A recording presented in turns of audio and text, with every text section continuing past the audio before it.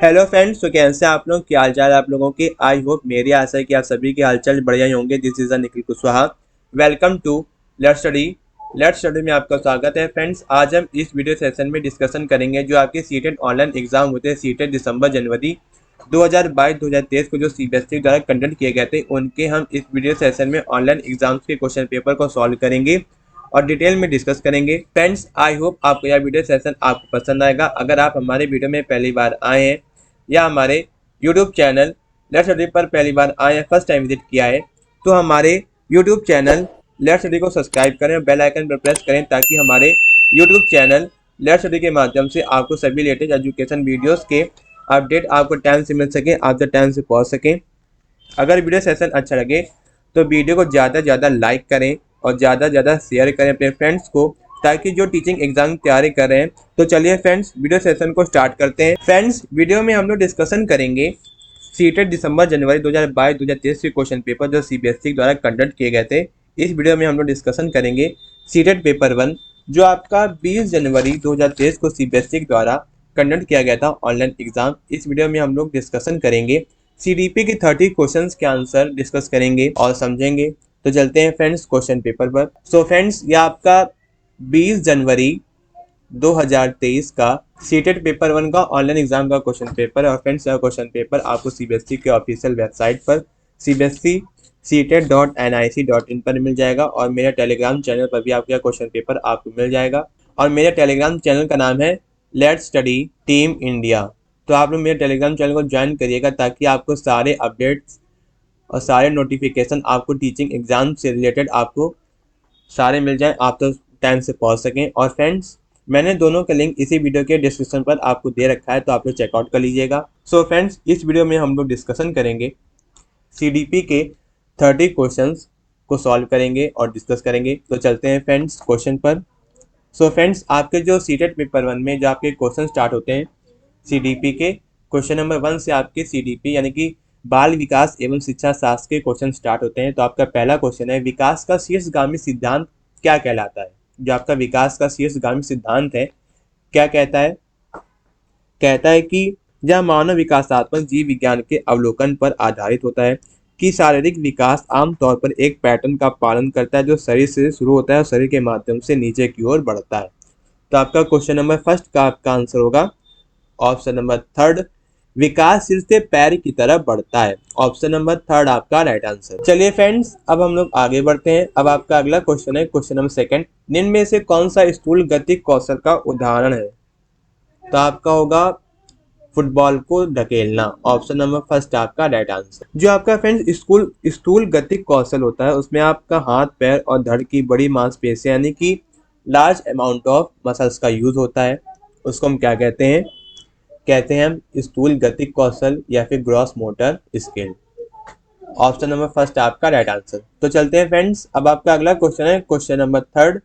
Friends, जो आपका question number third है वो आपका अभिकथन यानी कि एजर्सन रीजन टाइप क्वेश्चन है, जो आपका ज़्यादातर सीटेट के पेपर 1 और सीटेट पेपर 2 में किसी भी सब्जेक्ट में आ सकता है। और फ्रेंड्स, आप लोग ये जो क्वेश्चन है आपका सीटेट पेपर 1 में जो आपका क्वेश्चन आया है, तो फ्रेंड्स जो आपका ये क्वेश्चन है आप लोग तभी सॉल्व कर पाओगे जब आपके सीटेट पेपर 1 और सीटेट पेपर 2 में जितने भी आपके सब्जेक्ट हैं उनके कॉन्सेप्ट आपको सारे क्लियर होने चाहिए, सारे कंटेंट क्लियर होने चाहिए, तभी आप लोग अभिकथन और एजर्सन रीजन टाइप क्वेश्चन आप लोग कर पाओगे।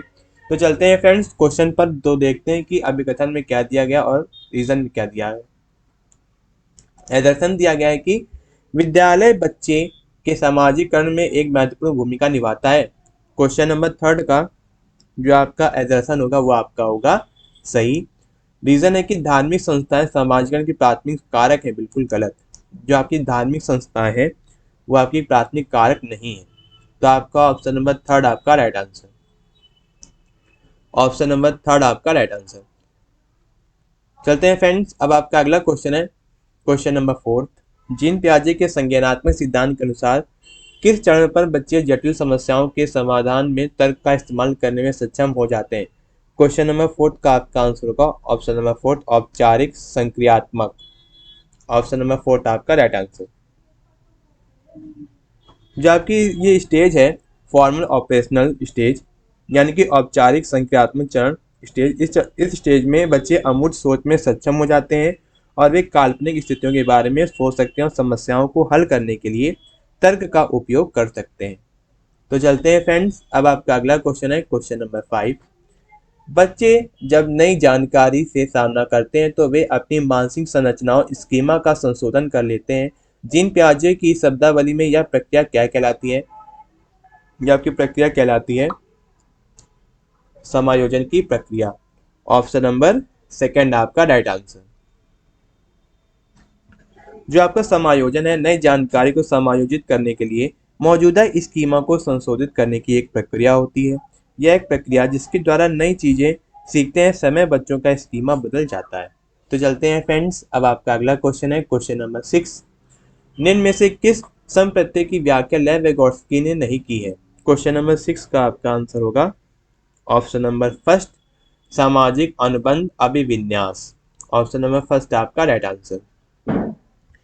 फ्रेंड्स, जो आपके वैगोत्स्की हैं, उन्होंने संप्रत्यय की व्याख्या किसके लिए की है? समीपस्थ विकास क्षेत्र यानी कि जोन ऑफ प्रॉक्सिमल डेवलपमेंट के लिए की है, कि यहाँ एक बच्चा स्वतंत्र रूप से क्या कर सकता है और एक अधिक अनुभवी वयस्क या सहकर्मी की मदद से क्या कर सकता है के बीच का अंतर, जो आपका पाड़ है। और आपका थर्ड है आपका निजी वाक।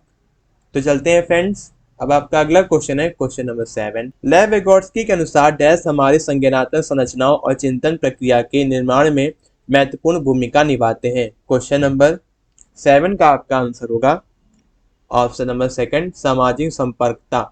ऑप्शन नंबर 4 आपका ऑप्शन नंबर 7, जो आपका क्वेश्चन नंबर 7 है, आपका ऑप्शन होगा ऑप्शन नंबर सेकंड, सामाजिक संपर्कता यानी कि social interaction. Option number second आपका राइट आंसर। जो आपका फ्रेंड्स सामाजिक संपर्क है, हमारे संज्ञानात्मक संरचनाओं और सोच प्रक्रियाओं को बनाने में महत्वपूर्ण भूमिका निभाते हैं।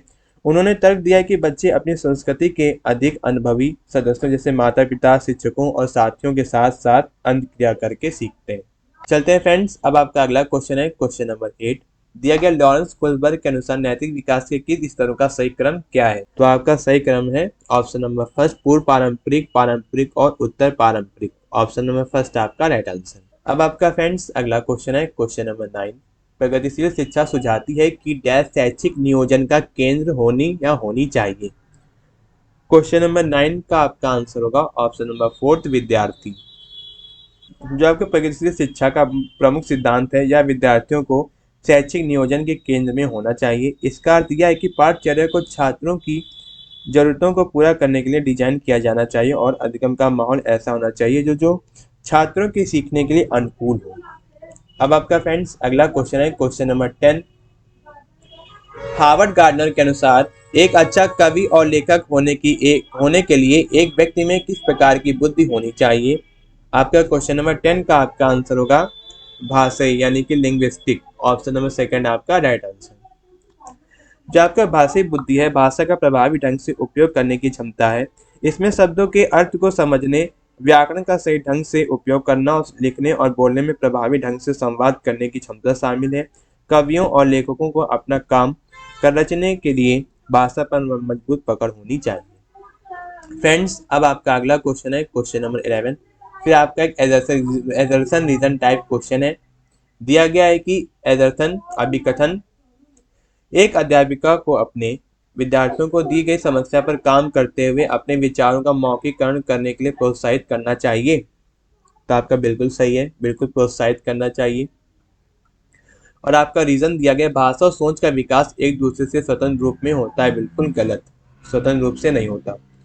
आपका ऑप्शन नंबर 3 आपका राइट आंसर, जिसमें आपका एजर्सन सही है लेकिन आपका रीजन क्या है? गलत है। ऑप्शन नंबर 3 आपका राइट आंसर। अब आपका फ्रेंड्स अगला क्वेश्चन है क्वेश्चन नंबर 12। आपकी कक्षा में जब कोई लड़का रोता है तो दूसरे विद्यार्थी उसे यह कहकर चिढ़ाते हैं कि लड़कियों की तरह व्यवहार मत करो, लड़के नहीं रोते हैं। इसका कथन क्या दर्शाता है? तो आपका 12th का आपका आंसर होगा लैंगिक रूढ़िवादिता यानी कि जेंडर स्टीरियोटाइप्स। ऑप्शन नंबर 4 आपका राइट आंसर। जो आपके लैंगिक रूढ़िवादिता है, पुरुषों और महिलाओं की विशेषताओं, व्यवहार और भूमिकाओं और रुचियों के बारे में सरलीकृत सामान्यीकृत मान्यताएं। यह विचार है कि जिन्हें एक विशिष्ट संस्कृति या समाज के भीतर उचित माना जाता है। चलिए फ्रेंड्स, अब आपका अगला क्वेश्चन है क्वेश्चन नंबर 13। दिया गया है, विद्यार्थियों को अधिगम शैली चयन में व्यक्तिगत विभिन्नताओं को किस नजरिए से देखना चाहिए। तो क्वेश्चन नंबर 13 का आपका आंसर होगा ऑप्शन नंबर सेकंड, विकास प्रक्रिया के एक प्राकृतिक और स्वाभाविक रूप में। ऑप्शन नंबर सेकंड आपका राइट आंसर। जो आपके व्यक्तिगत विभिन्नताएं हैं, व्यक्तियों के बीच उनकी संज्ञानात्मक क्षमताओं, अधिगम की शैलियां, व्यक्तित्व लक्षणों, व्यवहारों, प्रेरणाओं और अन्य विशेषताओं में भिन्नता को संदर्भित करती हैं। चलिए फ्रेंड्स, अब आपका अगला क्वेश्चन है क्वेश्चन नंबर 14। दिया गया है कि अधिगम हेतु मूल्यांकन के संदर्भ में निम्नलिखित में से कौन सा कथन सही नहीं है। अब आपको क्वेश्चन में दिया गया है कि अधिगम हेतु मूल्यांकन के संदर्भ में कौन सा कथन इन ऑप्शंस में से आपका सही नहीं होगा। तो क्वेश्चन नंबर 14 का आपका आंसर होगा मूल्यांकन मानकीकृत परीक्षणों द्वारा करना चाहिए। ऑप्शन नंबर थर्ड आपका राइट आंसर। अब आपका फ्रेंड्स अगला क्वेश्चन है क्वेश्चन नंबर 15। दिया गया है कि शिक्षक द्वारा पूछे गए निम्नलिखित में से कौन सा प्रश्न बच्चों में रचनात्मकता और समस्या समाधान दृष्टिकोण को बढ़ावा देता है। क्वेश्चन नंबर 15 का आपका आंसर होगा आप अपने शहर में प्रदूषण कैसे कम कर सकते हो। ऑप्शन नंबर सेकंड आपका राइट आंसर। यानी कि समस्या समाधान क्षमता किसी समस्या की पहचान करने, इसका कारण निर्धारित करने और समस्या को हल करने के लिए सभी संभावित समाधान निकालने के लिए क्षमता है। रचनात्मकता को व्यापक तौर पर कुछ नया और मौलिक उत्पन्न करने की क्षमता के रूप में परिभाषित किया गया है। तो चलते हैं फ्रेंड्स, अब आपका अगला क्वेश्चन है क्वेश्चन नंबर 16। हंसी पर स्थित समूह से आने वाले विद्यार्थियों के सामाजिक सांस्कृतिक ज्ञान के प्रति किस तरह का दृष्टिकोण होना चाहिए। क्वेश्चन नंबर 16 का आपका आंसर होगा ऑप्शन नंबर सेकंड, उसे मान देना चाहिए और अध्यापन अधिगम प्रक्रिया में शामिल करना चाहिए। ऑप्शन नंबर सेकंड आपका राइट आंसर। फ्रेंड्स, अब आपका अगला क्वेश्चन है क्वेश्चन नंबर 17। हालांकि शालीनता से जूझने वाले विद्यार्थी विशिष्ट क्षेत्र में चुनौती महसूस करते हैं, फिर भी उनमें सामान्यता का सामर्थ्य होता है। क्वेश्चन नंबर 17 का आपका आंसर होगा बारीक जानकारी पर ध्यान देना। ऑप्शन नंबर फर्स्ट आपका राइट आंसर। अब आपका फ्रेंड्स अगला क्वेश्चन है क्वेश्चन नंबर 18। पठन वैकल्य यानी कि आपका जो डिसलेक्सिया है, डिसलेक्सिया एक डैश है, तो डिसलेक्सिया आपका क्या है, विशिष्ट अधिगम कठिनाई। ऑप्शन नंबर फर्स्ट आपका राइट आंसर। फ्रेंड्स, जो आपका पठन वैकल्य है यानी कि डिसलेक्सिया है, एक विशिष्ट अधिगम की कठिनाई है जिसमें पढ़ने लिखने और वर्तने में कठिनाई होती है। या कोई संवेदी क्षति शालीनताकरण विकार का हिस्सा या सृजनात्मक आवश्यकता का हिस्सा नहीं है। पठन वैकल्य मुख्य रूप से भाषा संबंधी सूचना के प्रसंस्करण को प्रभावित करता है और यह आवश्यक नहीं है कि यह बुद्धि या समग्र संज्ञानात्मक क्षमताओं को प्रभावित करता है। अब आपका फ्रेंड्स अगला क्वेश्चन है क्वेश्चन नंबर 19। दृष्टिबाधिता से जूझने वाले विद्यार्थियों के समावेशन में निम्नलिखित में से कौन सा कारक बाधा बन जाता है। क्वेश्चन नंबर 19 का आपका आंसर होगा ऑप्शन नंबर सेकंड हस्तलिखित नोट्स। यानी कि जो आपके दृष्टिबाधित जो बच्चे हैं, जो विद्यार्थी हैं, वो क्या कर देख नहीं सकते हैं, तो जब देख नहीं सकते हैं तो जो हाथ से लिखे हुए जो नोट्स हैं वो नहीं पढ़ पाएंगे। तो ये कौन सा कारक बाधा है, हस्तलिखित नोट्स। ऑप्शन नंबर सेकंड आपका राइट आंसर। क्योंकि उनको देखने में कठिनाई होती है और इसके बजाय दृष्टिबाधित विद्यार्थियों को ब्रेल, ऑडियो, टेप, व्याख्यान और स्पर्शनीय चित्र जैसे सुलभ प्रारूपों में प्रस्तुत सामग्री से लाभ होता है। फ्रेंड्स, अब आपका अगला क्वेश्चन है क्वेश्चन नंबर 20। अवधान न्यूनता अतिक्रियाशीलता विकार यानी कि ADHD से जूझने वाले विद्यार्थी निम्नलिखित में से कौन से किस गुण को अक्सर दर्शाते हैं। क्वेश्चन नंबर 20 का आपका आंसर होगा ऑप्शन नंबर सेकंड आवेगशीलता। तो आपका फ्रेंड्स आवेगशीलता है, आवेगशीलता व्यवहार के परिणाम स्वरूप आत्म नियंत्रण कठिनाई हो सकती है, जिसमें ADHD से पीड़ित विद्यार्थियों को उत्तर स्पष्ट करने, दूसरों को बाधित करने या आवेगपूर्ण निर्णय लेने के लिए अधिक संभावना होती है। अब आपका फ्रेंड्स अगला क्वेश्चन है question number 21। Assertion reason type question है। दिया गया एजर्सन में कि अर्थपूर्ण अधिगम हेतु विद्यार्थियों को सक्रिय रूप से ज्ञान सर्जन करने के बहुतायत अवसर प्रदान करते हैं। तो आपका जो एजर्सन है वह आपका सही है। और रीजन में क्या दिया गया कि अधिगम ज्ञान के निष्क्रिय अर्जन की प्रक्रिया है, बिल्कुल गलत। आपका ऑप्शन नंबर थर्ड आपका राइट आंसर, जिसमें आपका एजर्सन सही है लेकिन रीजन आपका गलत है। ऑप्शन नंबर थर्ड आपका राइट आंसर। फ्रेंड्स, अब आपका अगला क्वेश्चन है क्वेश्चन नंबर 22। अधिगम की प्रभावशाली बनाने के लिए विषय वस्तु कैसी होनी चाहिए? आपकी होनी चाहिए विद्यार्थियों के सामाजिक सांस्कृतिक परिवेश से संबंधित होनी चाहिए। ऑप्शन नंबर थर्ड आपका राइट आंसर। जो आपका विषय वस्तु है, विषय वस्तु से तात्पर्य है कि उस सूचना, ज्ञान, अवधारणाओं और कौशलों से है जो किसी विशिष्ट विषय या अनुशासन में पढ़ाए जाते हैं, जैसे आपका मैथ, हिस्ट्री, बायोलॉजी और लैंग्वेज सब्जेक्ट आदि। जो आपके प्रभावशाली अधिगम को उस विषय वस्तु द्वारा सुगम बनाया जाता है, जैसे स्पष्टता, संरचित और व्यवस्थित, आकर्षक और रुचिपूर्ण, अनुकूली और विभेदित और प्रासंगिकता। अब आपका फ्रेंड्स अगला क्वेश्चन है क्वेश्चन नंबर 23। दिया गया अपनी खुद की सोच प्रक्रिया पर चिंतन करना क्या कहलाता है? क्वेश्चन नंबर 23 का आपका आंसर होगा ऑप्शन नंबर सेकंड अभिसंज्ञान। ऑप्शन नंबर सेकंड आपका राइट आंसर। फ्रेंड, जो आपका अभिसंज्ञान है, अभिसंज्ञान से तात्पर्य है कि अपनी खुद की सोच प्रक्रिया पर चिंतन करने में शामिल संज्ञानात्मक प्रक्रियाओं और गतिविधियों से है। फ्रेंड्स, अब आपका अगला क्वेश्चन है क्वेश्चन नंबर 24। अब आपको बताना है कि अधिगम के सामाजिक संरचनावादी उपागम के अनुसार निम्नलिखित में से कौन सा तरीका अर्थपूर्ण अधिगम के लिए प्रभावशाली नहीं है? यानी क्वेश्चन में क्या दिया गया? नहीं है। जब आपका जो क्वेश्चन में नहीं आ जाएगा, जो आपका ऑप्शन सही होगा अकॉर्डिंग टू क्वेश्चन, तो वो आपका जो आपके ऑप्शन सही होंगे ना, वो आपका आंसर नहीं होगा। जिसमें आपका जो ऑप्शन गलत होगा नहीं के क्वेश्चन के लिए, वो आपका जो ऑप्शन गलत होगा वही आपका आंसर होगा। ठीक। क्वेश्चन नंबर 24 का आपका आंसर होगा निष्क्रिय अनुसरण। ठीक। यानी कि जो आपका स्वयं पहल अन्वेषण है वो आपका, अगर मान लीजिए प्रभावशाली है, नहीं अगर ना होता तो प्रभावशाली है, तो ये आपका जो ऑप्शन है, इसमें आपके ऑप्शन सारे सही हो जाते हैं, लेकिन आपका फोर्थ छूट जाता है ना, जिसमें बता रहे कि प्रभावशाली नहीं है, तो आपका क्या होगा? निष्क्रिय अनुसरण, यानी कि passive imitation. Option number fourth आपका राइट आंसर।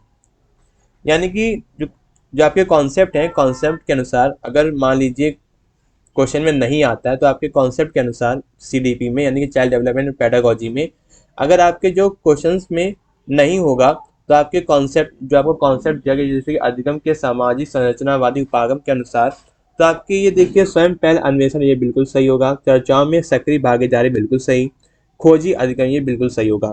बट आपका जो आखिरी में बचता है निष्क्रिय अनुसरण, यानी कि आपका क्या है? नेगेटिव टैग वर्ड है, नेगेटिव टैग वर्ड्स। ठीक। ऑप्शन नंबर फोर्थ आपका राइट आंसर। तो चलते हैं फ्रेंड्स, अब आपका अगला क्वेश्चन है क्वेश्चन नंबर 25। विद्यार्थियों में समस्या समाधान कौशलों के विकास के लिए निम्नलिखित में से किसे बढ़ावा देना महत्वपूर्ण है? क्वेश्चन नंबर 25 का आपका आंसर होगा अपसारी चिंतन। ऑप्शन नंबर थर्ड आपका राइट आंसर। अब आपका फ्रेंड्स अगला क्वेश्चन है क्वेश्चन नंबर 26। विद्यार्थियों द्वारा ग्रहित वैकल्पिक अवधारणाओं से अध्यापक को किस प्रकार निपटना चाहिए? क्वेश्चन नंबर 26 का आपका आंसर होगा उन्हें ठीक तरह से समझा जाना चाहिए क्योंकि वे अधिगम प्रक्रिया में महत्वपूर्ण होती हैं। ऑप्शन नंबर सेकंड आपका राइट आंसर। फ्रेंड्स, अब आपका अगला क्वेश्चन है क्वेश्चन नंबर 27। विद्यार्थी निम्न में से क्या महसूस करेंगे यदि ये विश्वास करने लगे कि उनके प्रयासों का कार्य के परिणाम पर कोई असर नहीं पड़ेगा? तो क्वेश्चन नंबर 27 का आपका आंसर होगा अधिगम अशक्तता या असाध्यता। ऑप्शन नंबर फर्स्ट है आपका राइट आंसर। फ्रेंड्स, जो आपका अधिगम अशक्तता है एक मनोवैज्ञानिक घटना है जो तब घटित होती है जब किसी व्यक्ति में यह विश्वास विकसित हो जाता है कि वे अपनी परिस्थितियों को नियंत्रित करने या बदलने में असमर्थ हैं, तभी जब परिवर्तन या थकने के अवसर प्रस्तुत होते हैं। तो आपका क्या कहलाता है? अधिगम अशक्तता या असाध्यता। अब आपका फ्रेंड्स अगला क्वेश्चन है क्वेश्चन नंबर 28। दिया गया है कि निम्नलिखित में से कौन सा आंतरिक अभिप्रेरणा का उदाहरण है? यानी कि जो आपका आंतरिक अभिप्रेरणा है, बिना किसी बाहरी पुरस्कार या दंड के बिना अपने लिए कुछ करने की अभिप्रेरणा जब उत्पन्न होती है तो क्या कहलाते हैं? इंट्रिंसिक मोटिवेशन, यानी कि आंतरिक अभिप्रेरणा। यानी कि किसी भी व्यक्ति के अंदर जो अपने लिए प्रेरणा जागरूक होती है उसको हम क्या कहते हैं? आंतरिक अभिप्रेरणा। क्वेश्चन नंबर 28 का आपका आंसर हो जाएगा ऑप्शन नंबर फर्स्ट, ज्ञान प्राप्त करने के लिए चर्चा में भाग लेना। ऑप्शन नंबर फर्स्ट आपका राइट आंसर। यानी कि जब आप चर्चा में भाग तब लोगे ना जब ज्ञान प्राप्त करने के लिए आप लोग चर्चा में भाग लोगे, और जो आपका नगद इनाम जीतने के लिए चर्चा में भाग लेना, ये आपका क्या होगा? एक्सटांसिंग मोटिवेशन यानी कि बाहरी अभिप्रेरणा का ये एक उदाहरण है। और सहपाठियों को प्रभावित करने के लिए चर्चा में भाग लेना, यानी कि सहपाठियों को प्रभावित करने के लिए चर्चा में भाग लेना, यह आपका क्या है? एक्सटांसिंग मोटिवेशन यानी कि बाहरी अभिप्रेरणा। दंड से बचने के लिए चर्चा में भाग लेना, यह आपका क्या है? बाहरी अभिप्रेरणा यानी कि जो आपका बचता है ज्ञान, जब हम लोग ज्ञान प्राप्त करने के लिए क्या करेंगे? चर्चा में भाग लेंगे। तो ऑप्शन नंबर फर्स्ट आपका राइट आंसर। फ्रेंड्स, अब आपका अगला क्वेश्चन है क्वेश्चन नंबर 29। एक अध्यापिका को अपने अधिगमकर्ताओं में किस प्रकार के लक्ष्यों को बढ़ावा देना चाहिए? क्वेश्चन नंबर 29 का आपका आंसर होगा महारत हासिल करने की दिशा में उन लक्ष्य। ऑप्शन नंबर फर्स्ट आपका राइट आंसर। शैक्षिक लक्ष्य निर्धारित करने में स्पष्ट मापने योग्य और प्राप्त करने योग्य उद्देश्यों को परिभाषित करना शामिल है, जिन्हें विद्यार्थी एक निश्चित अवधि में पूरा करना चाहते हैं। फ्रेंड्स, अब आपका लास्ट क्वेश्चन है क्वेश्चन नंबर 30। अब आपको बताना है कि विद्यार्थियों में निम्न में से किस कौशल को बढ़ावा नहीं देना चाहिए? तो आपको किसमें बढ़ावा नहीं देना चाहिए? अधीनता उन्मुखी यानी कि डॉक्टिलिटी। ऑप्शन नंबर फोर्थ आपका राइट आंसर। फ्रेंड, जो आपका अधीनता उन्मुखी का प्रयोग सामान्यतः नियंत्रण या निर्देशक अधीनता स्वीकार करने की इच्छा का वर्णन करने के लिए किया जाता है। तो फ्रेंड्स, आपके सीटेट पेपर 1 जो आपका 20 जनवरी 2023 को सीबीएसई द्वारा ऑनलाइन एग्जाम कंडक्ट कराया गया था, उनके हम लोगों ने इस वीडियो में सीडीपी के 30 क्वेश्चंस को सॉल्व किया और डिस्कस किया। तो आपके सीडीपी के 30 क्वेश्चन यहीं पर ही कंप्लीट होते हैं। आई होप आपको यह वीडियो सेशन आपको पसंद आएगा, पूरा डिस्कशन पसंद आया होगा। हमने सीटेट के ऑनलाइन एग्जाम्स के केवल सीडीपी सेक्शन यानी कि चाइल्ड डेवलपमेंट एंड पेडागोजी के क्वेश्चंस के आंसर अच्छी तरीके से डिस्कस किए, जो आपके ऑनलाइन एग्जाम 20 जनवरी 2023 को सीबीएसई द्वारा कंडक्ट किया गया था। और यह क्वेश्चन पेपर बहुत इंपॉर्टेंट है। जो लोग टीचिंग एग्जाम की तैयारी करें जिसमें आपका चाइल्ड डेवलपमेंट एंड पेडागोजी यानी कि सीडीपी सब्जेक्ट पूछा जाता है टीचिंग एग्जाम में, जो लोग टीचिंग एग्जाम से रिलेटेड एग्जाम की तैयारी करें, तो यह वीडियो उनके लिए बहुत ही हेल्पफुल है, बहुत ही मददगार साबित होगा। तो प्लीज़ वीडियो को ज़्यादा से ज़्यादा लाइक करें और ज़्यादा से ज़्यादा शेयर करें अपने फ्रेंड्स को, ताकि यह वीडियो उनके लिए बहुत ही हेल्पफुल हो, बहुत ही मददगार साबित हो। और हमारे यूट्यूब चैनल लेट्स स्टडी को सब्सक्राइब करें और बेल आइकन को प्रेस करें, ताकि आप सभी तक लेटेस्ट एजुकेशन वीडियोस का नोटिफिकेशन आपको टाइम से मिल सके, आपसे टाइम से पहुंच सके। अगर मन में कोई डाउट हो तो डाउट क्लियर करने के लिए कमेंट बॉक्स में कमेंट करें। I will try my best reply to all. Thank you guys, thank you for watching my YouTube channel videos. मिलते हैं अगली वीडियो में, जिसमें हम लोग डिस्कशन करेंगे सीटेट एग्जाम का नेक्स्ट सेक्शन या next question paper. Best of luck for your teaching exam. मिलते हैं अगली वीडियो में। थैंक यू, धन्यवाद।